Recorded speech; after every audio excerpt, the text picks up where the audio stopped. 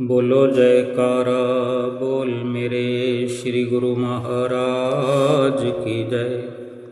सभी गुरुमुख प्रेमियों से सप्रेम जय सच्चिदानंद। हर इंसान जो इस दुनिया का बाशिंदा है, जो भी इस दुनिया में रहता है, इस दुनिया में आया है, सभी चाहते हैं, हर कोई चाहता है कि मुझे परमात्मा मिल जाए। जिस परमात्मा को हम पाना चाहते हैं, जिस परमात्मा को हम अपना बनाना चाहते हैं, पा लेना चाहते हैं, जिसके लिए हमारा हृदय व्याकुल होता है, वो सुख शांति और आनंद रूपी हार, सुख शांति और आनंद रूपी माला क्षणिक सुखों के रूप में परछाई की तरह दिखाई देता है। संसार में जहाँ तहाँ क्षणिक सुखों की जो परछाई नजर आती है, ये महसूस होता है कि इसको हम पूरा कर लेंगे, यानी ये अगर हमारी ये इच्छा पूरी हो जाएगी तो शांति मिल जाएगी, हम सुखी हो जाएंगे। परंतु जब जब भी उसमें कूद पड़ते हैं, चाहे किसी भी प्रकार की इच्छा पूरी करने में लगे हुए हैं, जिसमें क्षणिक शांति और सुख नज़र आता है और ऐसा लगता है कि हमारी कार्रवाई पूरी हो जाएगी, हमें भरपूर सुख मिल जाएगा।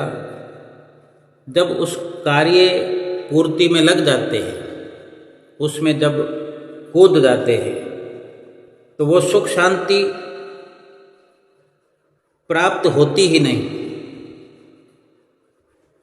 इसलिए सभी संत महात्मा अक्सर ये संदेश दिया करते हैं, इशारा करते हैं, समझाते हैं कि संसार में जहाँ कहीं भी, यानी हम जो बाहर नज़र आता है या ऐसा एहसास होता है कि ये करने से सुख मिलेगा, ये करने से शांति मिलती है, जो शांति परमात्मा के रूप में हम पाना चाहते हैं, परमात्मा का जो हमारा ख्याल है, जिसको हम पाना चाहते हैं, वो भरपूर शांति का प्रतीक है।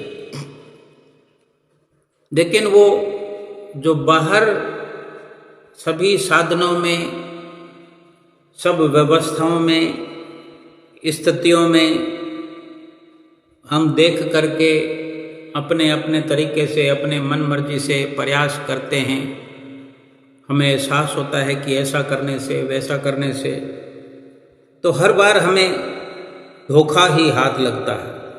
वो सुख, वो शांति, वो परमात्मा परछाई की तरह ही हमें प्राप्त होते हैं। अब परछाई का क्या सुख होता है?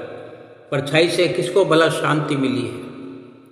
एक तसल्ली कर लो। चाहे महापुरुष फरमाते हैं कि जिसकी तलाश हम कर रहे हैं, सुख और आनंद, जो सच्चा सुख और आनंद हम चाहते हैं, जिस परमात्मा की प्राप्ति करना चाहते हैं, वो संसार में परछाई की तरह है, और परछाई की तरह जो हम दिखने वाले सुख को पाने की कोशिश कर रहे हैं, असल में वो परमात्मा रूपी सुख, परमात्म शांति हमारे अंदर है, बाहर नहीं है। जो हम बाहर उसे ढूंढ रहे हैं, लगातार ढूंढ रहे हैं, आज नहीं जाने कब से ढूंढ रहे हैं और प्राप्त नहीं हो रहा।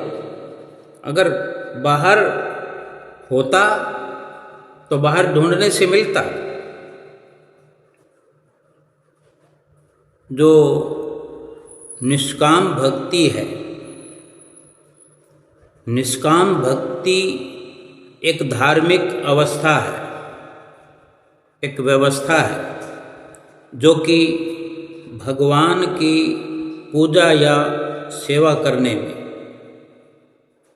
बिना लगाव के होती है। जो निष्काम भक्ति है कि किसी भी तरह का लगाव ना हो, कोई लाग लपेट ना हो, भगवान की पूजा आराधना करते हैं, सेवा करते हैं, कोई किसी प्रकार का मन में भाव ना हो, किसी फल की इच्छा ना हो, एक अगर इस अवस्था में कोई अपेक्षा ना हो, जो सेवा हम कर रहे हैं, सेवा वाली अवस्था जो हमारी बनी होती है, हम सेवा शुरू करते हैं, जहाँ भी हमें सेवा लगाई जाती है, जिस प्रकार से भी सेवा की प्राप्ति हो जाए, सेवा का अवसर मिल जाए, तो उस अवस्था में हमारे मन में कोई अपेक्षा ना हो, फल की इच्छा ना हो, फल की चिंता ना हो। ऐसे भगत, ऐसे प्रेमी, ऐसे सेवक जिनकी ऐसी अवस्था होती है कि सेवा करते हुए वो केवल अपने सेवा के कार्य को कर्तव्य समझकर केवल उस सेवा को करने में, पूरा करने में ही मन लगा होता है। बाकी किसी प्रकार की कोई उम्मीद, कोई चाहना, और क्यों रखना है, चाहना क्यों करनी है? अगर चाहना करते हैं तो फिर, या कोई उम्मीद करते हैं, फिर सेवा नहीं रह जाती। जो भक्त होते हैं, सच्चे भक्त होते हैं, वे सभी प्रकार के अपने जीवन निर्वाह के कार्यों को करते हुए भी निष्काम रूप से करते हैं। उनका अलग से कुछ नहीं होता, चाहे वो सेवा प्राप्त होने पर सेवा करते हुए भी किसी प्रकार की अपने भीतर कामना नहीं रखते, अपने घर गृहस्थी का कार्य करते हुए भी ज़्यादा इस प्रकार की सोच विचार नहीं रखते। वो प्रभु को याद करते रहते हैं। एक ख्याल उनके भीतर हर वक्त लगा रहता है कि कब प्रभु मिलेंगे। और इस प्रकार से अपने भीतर के साम्राज्य को भी संवारते रहते हैं। अपने भीतर से हर वक्त प्रेम छलकता है। भक्ति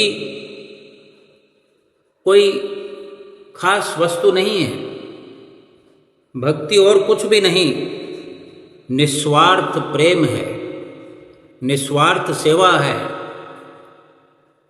सत्य का संग है।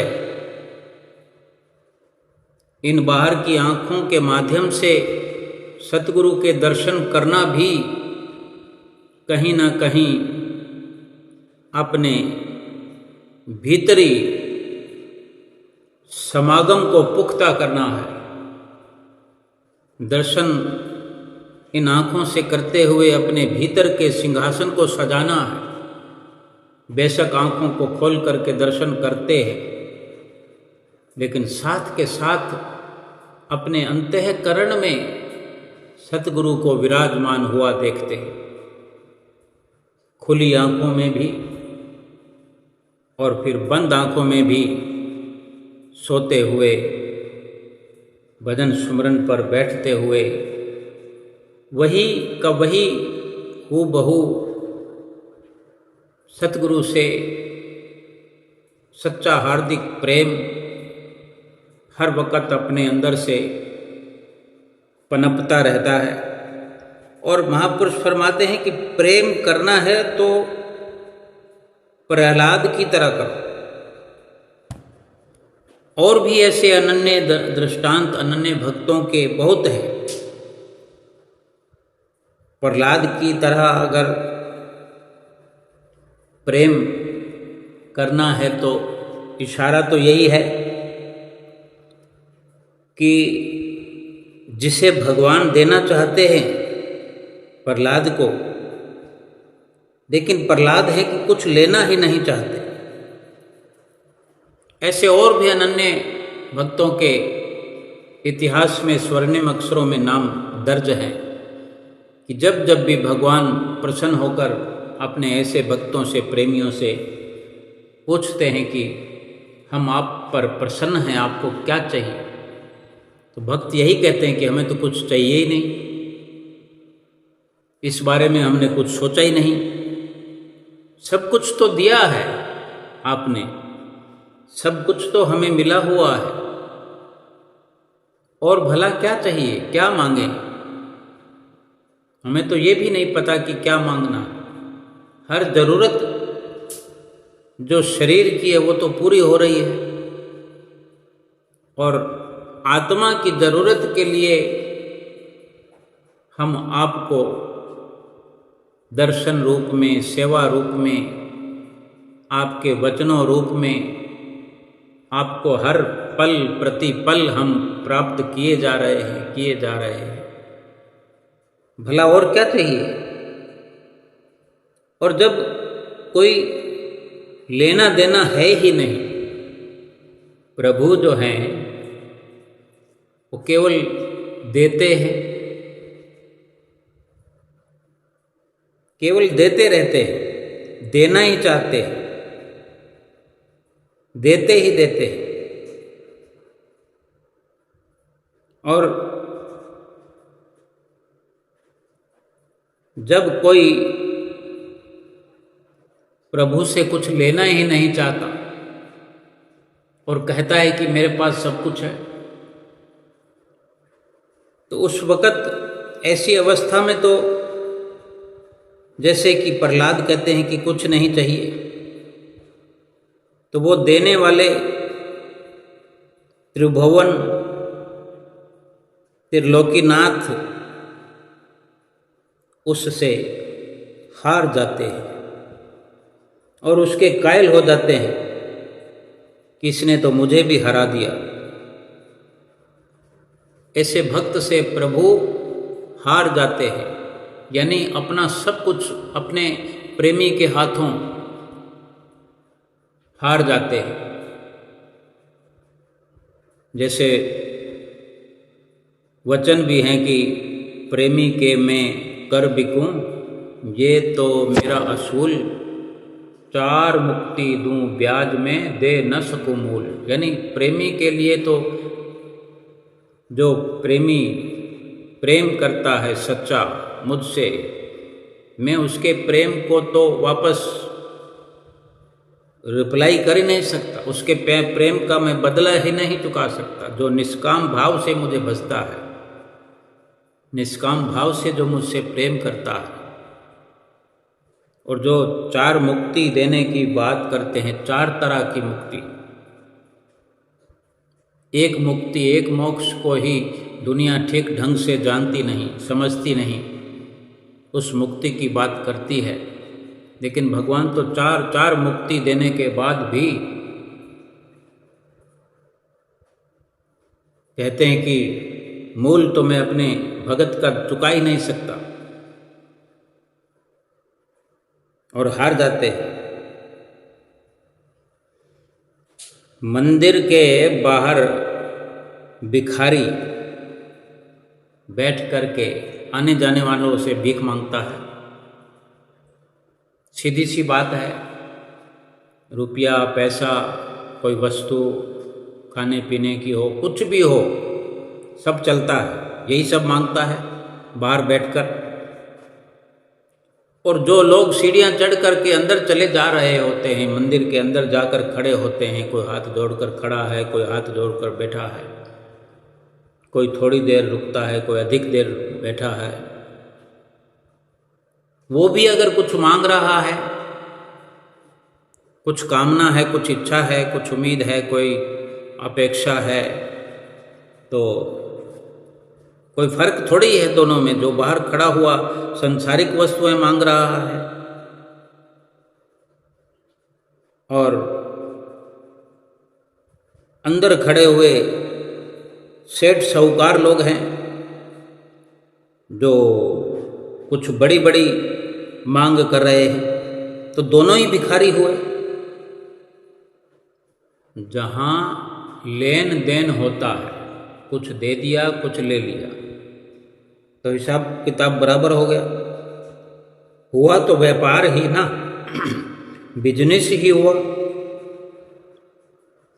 जिसने जो सामान लिया उसके बदले में रुपया दे दिया, तो ये एक हाथ ले और एक हाथ दे, ये भक्ति नहीं है, ये व्यापार होता है। जहाँ परमात्मा को पाने की विचारधारा हो, जहाँ सुख को, शांति को अपने अंदर भरपूर करने की बात हो, तो प्रभु से सच्चा प्रेम करने पर ही ऐसा संभव होता है। और प्रेम में लेन देन फिर कैसा? प्रेम में सिर्फ केवल देना ही देना होता है। प्रेम करने वाले केवल देते हैं, लेते कुछ भी नहीं। और यही भगवान का गुण है, देना, केवल और केवल देना। और भक्त भी अगर ये कहे कि मुझे कुछ नहीं चाहिए और सेवा करता चला जाए, सतगुरु का ध्यान करता चला जाए, परमात्मा का नाम अपने हृदय के अंदर बसाए और बैठ बैठ करके घंटों सुमरन करे, उठते बैठते परमात्मा का नाम उसकी जुबां पर चलता रहे, उसकी चित्तवृत्तियों में परमात्मा का नाम रमा रहे, कार्य व्यवहार करते हुए सतगुरु का ही ध्यान उसके मन में बसा रहे, रोम रोम में बसा रहे। यानी अपना समय सतगुरु के नाम में देता रहे, जीवन भर इसी कार्रवाई को पूरा करता रहे। ये देने का भाव है, चाहत कुछ भी नहीं। जहाँ चाहत की बात आती है तो परमात्मा से परमात्मा की ही चाहना हो। अगर मांगा तो फिर क्या मांगा, जो आज मांगा तो फिर कल फिर मांगना पड़े। रुपया मांगा तो क्या मांगा, धन पदार्थ ऐश्वर्य मांगा तो क्या मांगा। जिसने प्रभु को प्रभु से मांग लिया, फिर दोबारा मांगने की जरूरत क्या। और जिसने सच्चा प्रेम प्रभु से कर लिया, उसको मांगने की क्या जरूरत है। उसकी तो तार प्रभु से जुड़ गई, और जिसकी तार जहां जुड़ जाती है वो सारी की सारी पावर, सारी ताकत समा जाती है उन प्रेमियों में, उन सेवकों में। चाहे हमारे घर की बिजली की तार जो पावर हाउस से जुड़ी है, भंडार से जुड़ी है, तो जब बटन दबाते हैं लाइट ऑन हो जाती है, एसी ऑन हो जाता है, कूलर ऑन हो जाता है, हीटर चल जाता है। इलेक्ट्रिक पावर से चलने वाले जो भी यंत्र हैं सब चलायमान रहते हैं, क्योंकि जो तार का कनेक्शन है वो भंडार से, लाइट के, बिजली के भंडार से। इसी प्रकार जब तार जुड़ जाती है सच्चे दिल से, सच्चे हृदय से, तार मालिक के चरणों के साथ जुड़ जाती है, समझो भंडार से हमारा कनेक्शन हो गया। फिर भला भगवान के पास कौन सी वस्तु है जो नहीं है, कौन सा सामान है जो भगवान के पास नहीं है। अब अगर सुख शांति की बात आती है, प्रभु को पाने का एहसास ही तो सुख शांति है। प्रभु को प्राप्त कर लेने का एहसास या प्रभु को पाने की इच्छा या प्रभु को पाने की इच्छा में जो भक्ति का प्रयास किया जाता है, निष्काम भावना से सेवा की जाती है,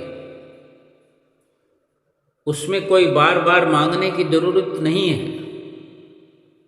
एक बार कनेक्शन हो गया, तार से तार जुड़ गई, फिर क्या, जब हमको बल्ब जलाना होता है, अपने कमरे में बल्ब जगाना है, ट्यूबलाइट जगानी है या टीवी ऑन करना है, एसी या कूलर चलाना है, तो क्या पावर हाउस में फ़ोन करते हैं, वे हम कूलर चला रहे हैं, व्यवस्था कर दीजिए। सारे अधिकार हमें पावर हाउस दे चुका है, बस उसका बिल भरना है, एक मर्यादा है। फिर हम अपने घर में कूलर चलाएं, टीवी चलाएं, एसी चलाएं, गीजर, हीटर, कुछ भी चलाएं, तार जुड़ी रहने की सारी मर्यादा हमें पूरी करनी पड़ेगी। ऐसे ही भगवान के चरणों में तार जुड़ी रहे, ये मर्यादा हमें बनाकर रखनी पड़ेगी। वो हमें रात दिन हमें समझाते हैं कि ये 5 नियमों की पालना करनी है, 2 घंटे भजन अभ्यास करना है, और इतना करने पर और बहुत सारी चीज़ें हैं, सैकड़ों सैकड़ों ऐसे नियम हैं जो अपने आप बनते चले जाते हैं हमारे किए बिना ही।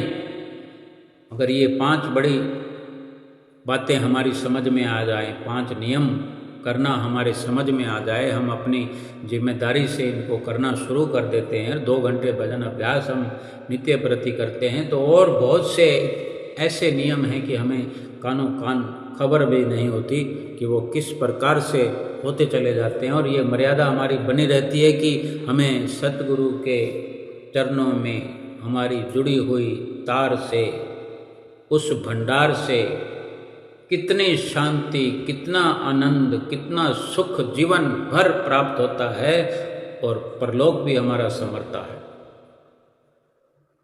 ये एक प्रेमी ही महसूस कर सकता है कि वास्तव में मुझे कुछ नहीं चाहिए, क्योंकि सब कुछ तो मिला हुआ है। और भला सेवक की ऐसी कार्रवाई से कि भगवान महसूस करने लगे कि मैं हार गया हूँ, मैं ऐसे सेवक का ऋण नहीं चुका सकता, इससे बढ़कर और खुशी क्या चाहिए। जिस पर प्रभु प्रसन्न हो उसी को फिर खुशियों का वरदान मिल जाता है, सारा भंडार मिल जाता है। यही तो सच्चा प्रेम है। और प्रेम कोई वस्तु तो है नहीं, प्रेम अपने निर्मल मन की एक विचारधारा है, एक सोच है, एक नजरिया है। जब इस प्रकार के गुण, इस प्रकार के गुण जब भगवान भक्त में देखते हैं और यही विचार करते हैं कि इस भक्त के गुण मेरे गुणों से मिलते हैं, भक्त और भगवान के गुण जब एक होते हैं, फिर भक्त को ऐसी सुंदर कार्यवाही करते हुए कहीं दौड़ दौड़ कर नहीं जाना पड़ता।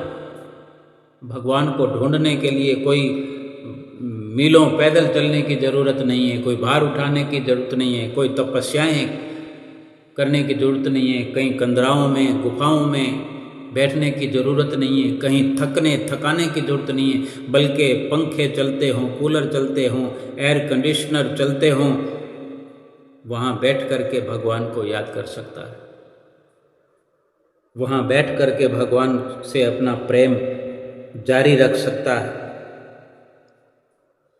और भगवान तो खुद ऐसे भक्तों को मिलने चले आते हैं। अगर ढूंढने की जरूरत होगी तो भगवान खुद भक्त को ढूंढने जाएंगे। हमारे लिए, हम गुरुमुख प्रेमियों के लिए इतनी बड़ी व्यवस्था भगवान ने, परमात्मा ने की है कि हमें सतगुरु रूप में परमात्मा मिला दिए। सतगुरु के रूप में हमें रब मिल गए हैं, भगवान मिल गए,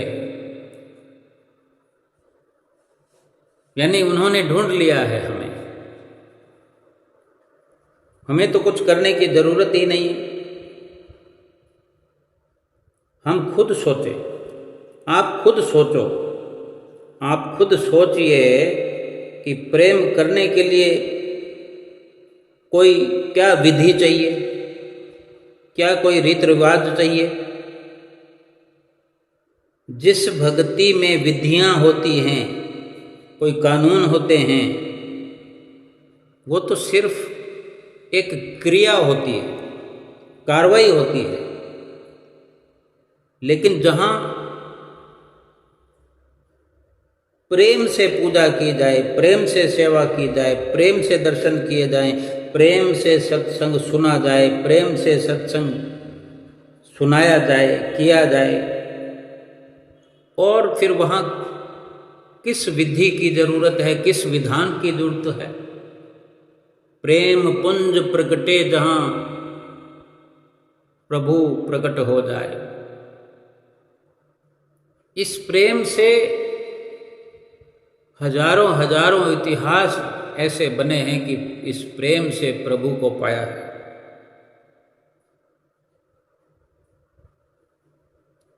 जहाँ प्रेम से पूजा की जाती है, हमारा मन लगा होता है, यानी जहाँ मन भटकता ना हो, मन की एकाग्रता टूटती ना हो, जिसने अपने मन को साध लिया हो,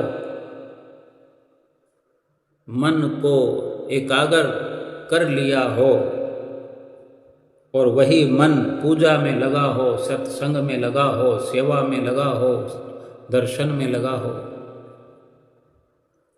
वहाँ किसी भी विधि विधान की जरूरत नहीं। गुरु नानक देव महाराज जी भी अपनी वाणी में फरमाते हैं, और भी ग्रंथों में ये जिक्र आया है, जिन प्रेम कियो तिन ही प्रभु पायो। यानी जिसने प्रेम किया है, परमात्मा को पाने के लिए जिसने हार्दिक प्रेम किया है, जिसने अपने अंदर दिल की गहराई से प्रेम को प्रकट किया है, दिल से जिसने प्रभु को चाहा है, दिल में जिसने प्रभु को बसाया है, जिसका दिल प्रभु के प्रेम से सराबोर है, उसको पाने के लिए कुछ इंतजार करने की जरूरत नहीं है। वो पा चुका है, उसने पा लिया है। जब दिल की बात होती है, जब मन की एकाग्रता की बात होती है, जब प्रेम की बात होती है, प्रेम ही प्रभु है। प्रेम करना भी एक क्रिया है, लेकिन अपने आप में प्रेम ही भगवान है।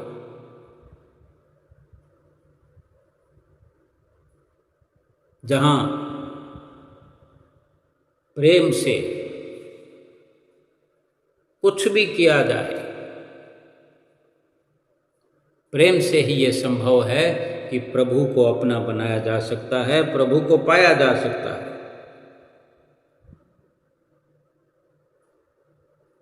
संसार में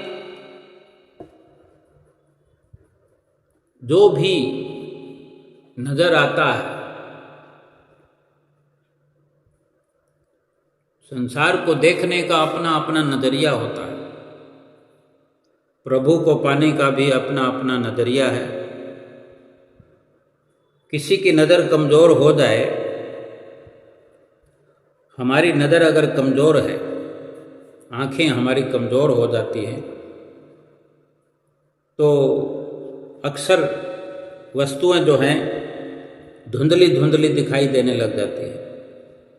अगर कोई वस्तु धुंधली नज़र आती है तो क्या वो वस्तु धुंधली है? धुंधली तो हमारी नज़र है। ऐसी अवस्था में चश्मा लगाने की ज़रूरत होती है। फिर जब चश्मा लग जाता है, आँखें तो वही है, वस्तुएं भी वही है, फिर वो धुंधलापन जो है समाप्त हो जाता है। इसी प्रकार इस संसार के प्रति जब हमारी दृष्टि दोषपूर्ण हो जाती है, यानी हमारा नजरिया अवगुणों से भरपूर होता है, तब अवगुण देखते हैं। संसार के समान हमें अवगुण से भरे हुए दिखते हैं। लोगों में भी अवगुण दिखते हैं। ये अच्छा है, ये बुरा है, ये झूठा है, ये सच्चा है। वास्तव में किसी वस्तु में, किसी सामान में, या कोई भी वस्तु अच्छी या बुरी नहीं होती। इंसान की अपनी दृष्टि बुरी हो सकती है और होती है। हम कहीं भी कोई सामान देखने जाते हैं, कपड़े देखने जाते हैं, कपड़े की दुकान में जाते हैं, कपड़ा देखते हैं। क्या कपड़े की दिखाने की शुरुआत जब दुकानदार करता है, शुरुआत करते ही हम पहला थान पसंद कर लेते हैं? नहीं, अनेकों कपड़े बिखेरता है वो, कोई विरला हमें पसंद आता है। तो क्या बाकी कपड़े हमने रिजेक्ट करके एक पसंद किया, तो क्या बाकी कपड़े रिजेक्ट जो हमने किए वो क्या खराब हो गए? और जो हमने लिया हो सकता है उसको भी किसी ने रिजेक्ट किया हो। कपड़ों में दोष नहीं है।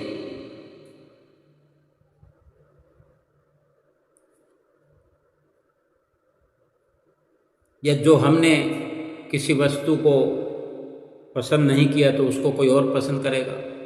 ब्याह शादी के मामले में भी ऐसा होता है।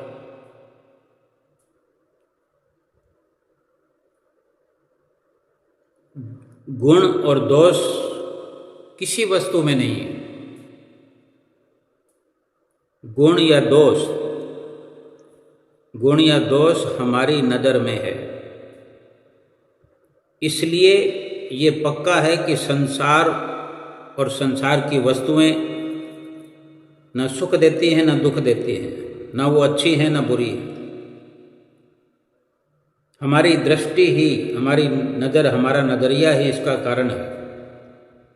और यदि सुख शांति चाहिए तो केवल और केवल अपने नज़रिए को बदलें। हर जगह, हर हाल में, हर बात में आनंद ढूंढना है। यदि 100 व्यक्ति हमसे अधिक धनवान हैं तो अनेक व्यक्तियों से हम अधिक धनवान हैं।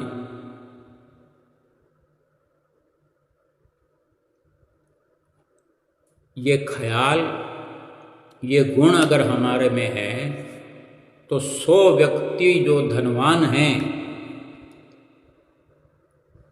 वो धन के कारण से धनवान है। धन नहीं रहेगा तो गरीब हो जाएंगे।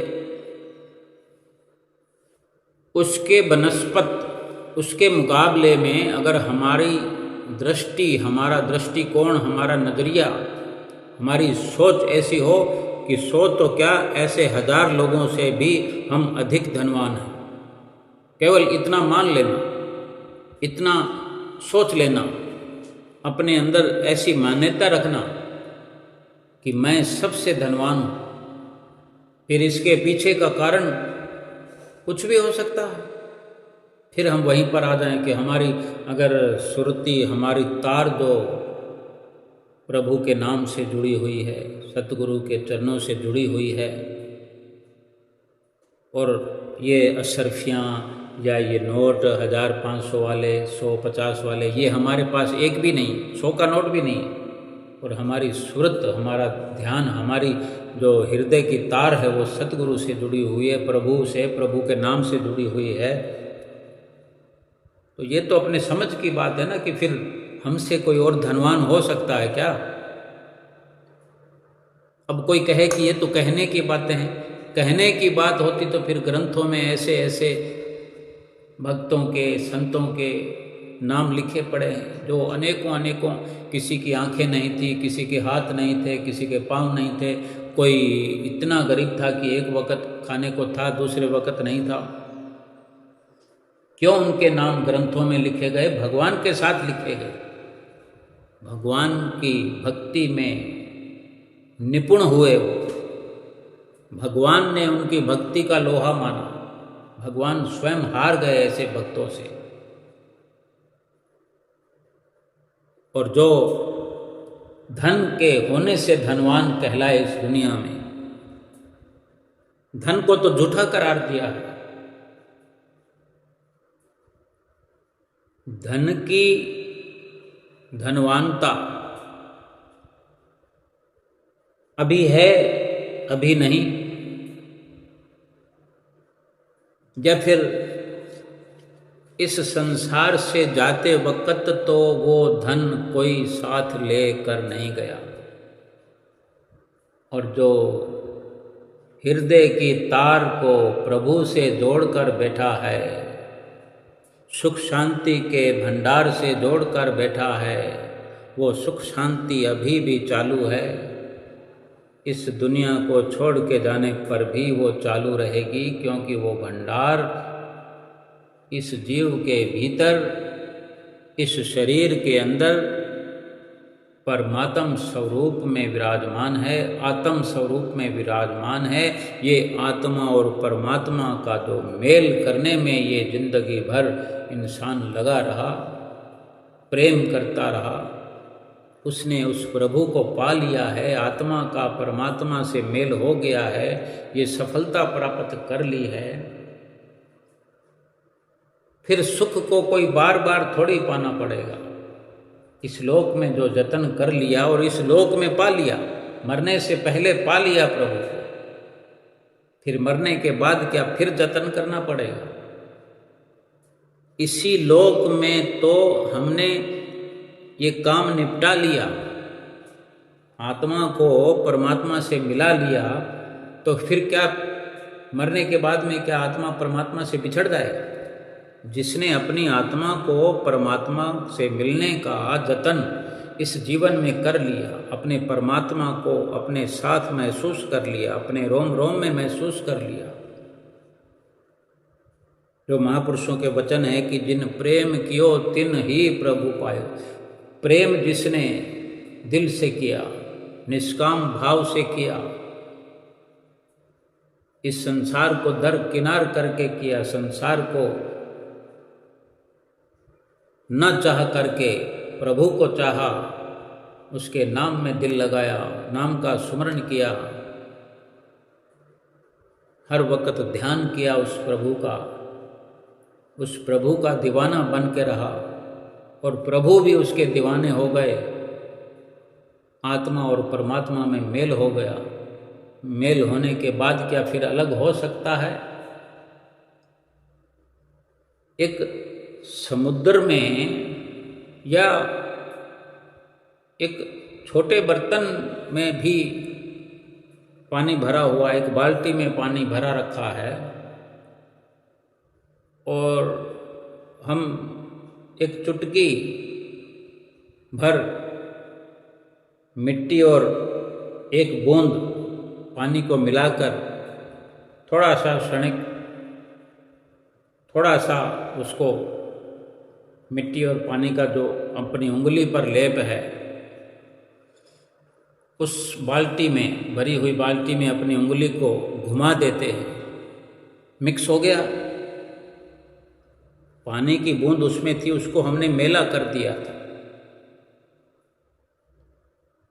कीचड़ कह सकते हैं, गंदे पानी की बूंद कह सकते हैं, लेकिन बाल्टी के अंदर मिला दिया हमने। तो क्या वो बूंद, जो कीचड़ भरी बूंद थी पानी की, अब बाल्टी से कोई उसको अलग कर सकता है बाल्टी के पानी से, जब वो एक मेघ हो गए?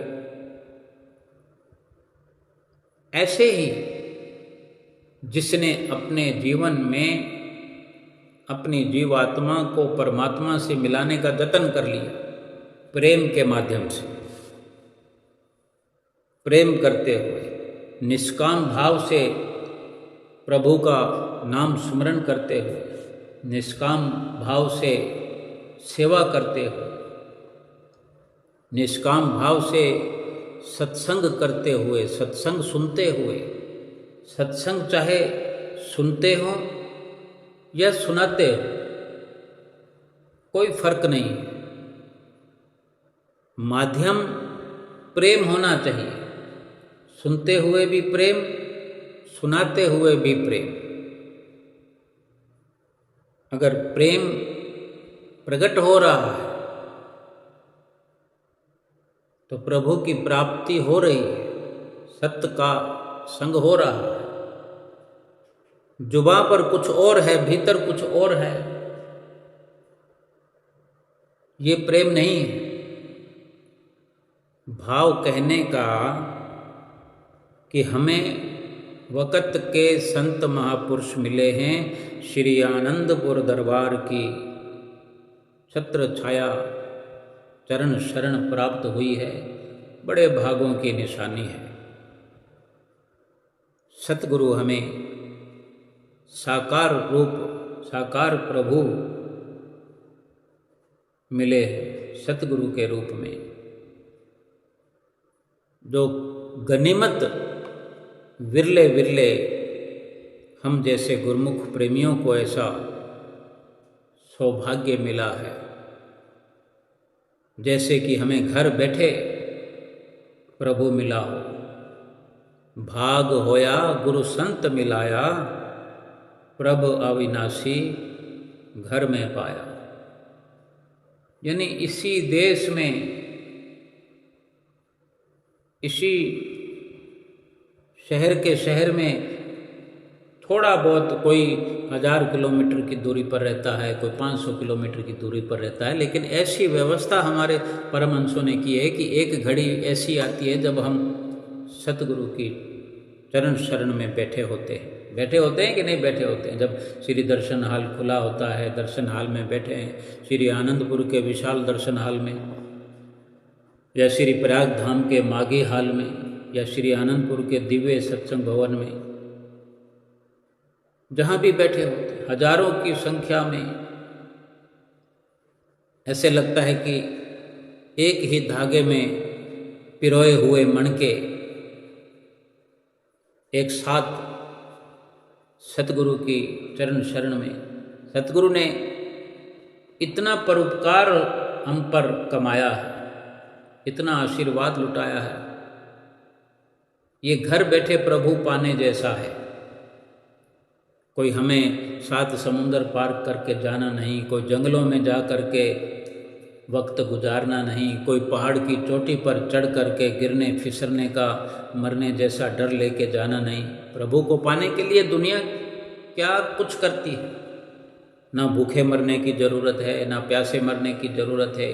खाओ पियो खुशियाँ मनाओ, बात न भूलो एक, श्री आरती पूजा सेवा सत्संग सुमरन दर्शन ध्यान, चाहे बाधा पड़े अनेक। ये हमारे पंचम पातशाही गुरु महाराज जी के सुंदर वचन हैं। ऐसा आलीशान दरबार बनाया है, ऐसे नियम बनाए हैं, ऐसे भजन सुमरन की एक रीत चलाई है कि रसमलायाँ खाते हुए भी भक्ति कर रहे हैं। श्री गुरु महाराज जी स्वयं अपने चरणों में बिठा बिठा करके खूब खिलाते हैं हमें।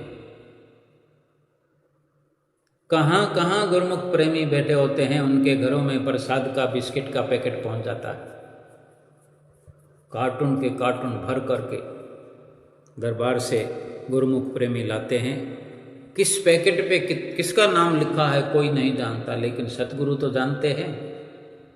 घर बैठे उसे एक संदेश भेजते हैं प्रसाद के माध्यम से। बाकी जितने भी इशारे हमें मिलते हैं, हर इशारे में प्रभु की प्राप्ति हमें हो रही है। भाव हमारा सच्चा होना चाहिए, प्रेम सच्चा होना चाहिए। हम सच्चे प्रेम से श्री आरती पूजा करें, सेवा करें, सत्संग करें, दर्शन और ध्यान करें और सतगुरु को इसी जन्म में प्राप्त करें, अपना बनाएं। आत्मा का परमात्मा से मेल सतगुरु की आज्ञा पालना में ही छिपा हुआ है। जिसने सतगुरु की आज्ञा को सत्य सत्य करके माना, उसने अपनी आत्मा को परमात्मा से मिला लिया। फिर ये कभी बिछड़ाव हो नहीं सकेगा। भरपूर सुख, भरपूर आनंद के स्वामी इस दुनिया में भी बन के रहें और परलोक भी अपना सुहेला करें। बोलो जयकारा बोल मेरे श्री गुरु महाराज की जय।